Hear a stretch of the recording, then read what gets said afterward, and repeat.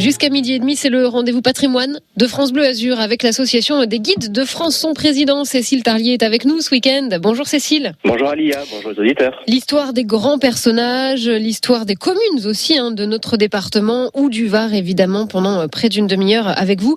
Ce matin, nous sommes à Valbonne. On est donc sur le département des Alpes-Maritimes. On s'intéresse à l'histoire valbonnaise. On commence aux origines, comme toujours, le point de départ, le tout début. Oui, tout à fait, le tout début de Valbonne. Il se trouve que l'histoire du site est très ancienne, vu que les archéologues ont retrouvé des traces de vie préhistorique dans la grotte de la Mort de Lambert.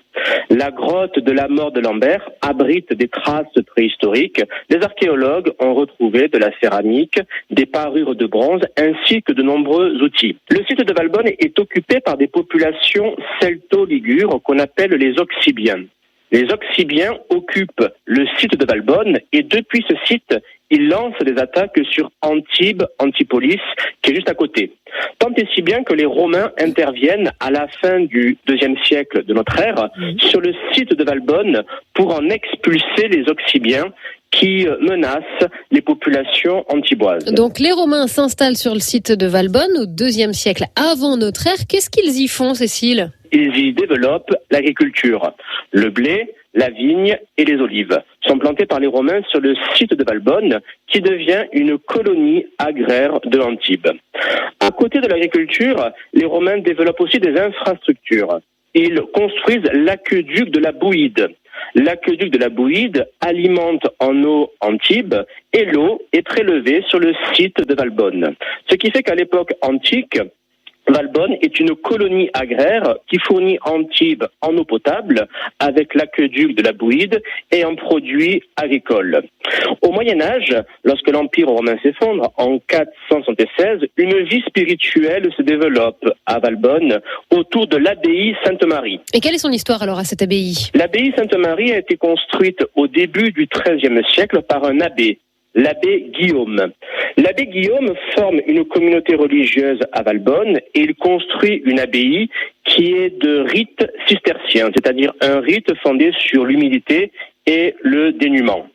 En 1335, le pape décide de placer l'abbaye Sainte-Marie de Valbonne sous l'autorité des abbés de Lérins, qui se trouvent au large de Cannes. Donc au Moyen-Âge, Valbonne est un site agraire, un gros bourg rural, désorganisé, mais qui se structure autour d'une vie spirituelle animée par les abbés de Sainte-Marie de Valbonne. Puis, Valbonne va devenir une commune à part entière, un village à part entière, lorsque Valbonne est rattaché au Royaume de France en 1481, lorsque la Provence devient française.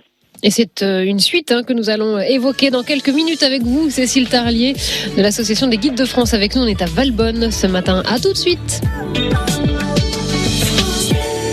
À 12h15, passe à la fin du XVe siècle avec vous sur l'histoire valbonnaise. Cécile Tarlier, qu'en est-il de la suite ? Eh bien, avec le rattachement de la Provence et le rattachement de Valbonne, Valbonne se développe. On passe d'un gros bourg rural à un véritable village.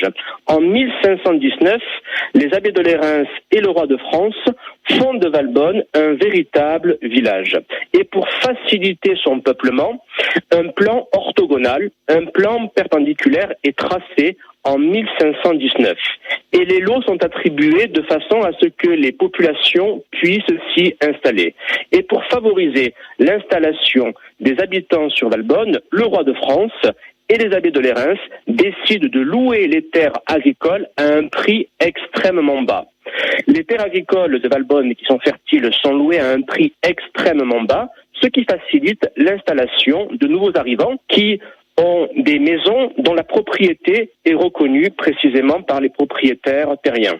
Donc Valbonne se développe grâce à l'agriculture, à l'initiative des abbés de Lérins et à l'initiative du roi de France qui facilite l'installation de nouveaux arrivants en louant les terres agricoles à un prix très bas. Que devient, Cécile, la commune de Valbonne entre les XVIe et XIXe siècles ? Valbonne reste un territoire très agraire, un gros bourg rural, une commune rurale qui n'a pas été touchée par le tourisme.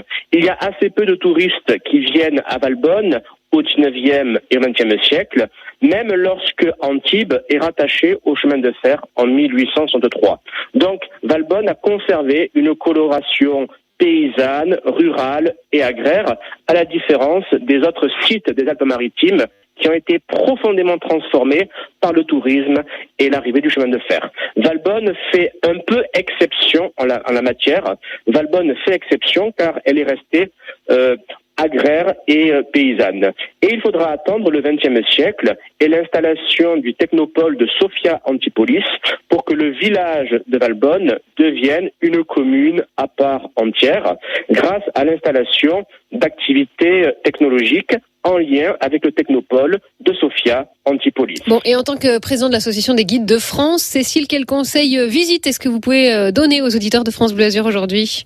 C'est de visiter la place des Arcades, la grande place de Valbonne, qui a été construite au XVIIe siècle avec des maisons qui sont extrêmement intéressantes d'un point de vue fonctionnel et architectural. Au rez-de-chaussée, il y a la remise. Au premier étage, il y a les espaces de vie et il y a les greniers qui sont sous les toits et dont les provisions étaient remontées par l'intermédiaire de poulies.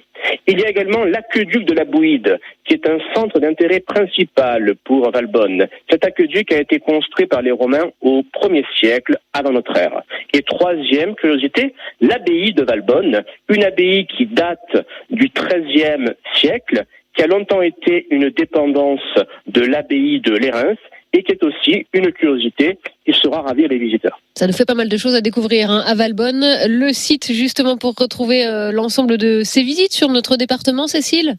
C'est Guido france.com où on peut réserver directement les visites de Valbonne. Pour les prochains jours, les prochaines semaines ou cet été. Merci beaucoup Cécile Tarlier. Demain, vous nous emmenez dans le Var. On sera à Hyères, c'est bien ça ? Tout à fait, sur la Côte d'Azur. À demain Cécile, même endroit, même heure sur France Bleu Azur. À demain Lia. France Bleu Azur.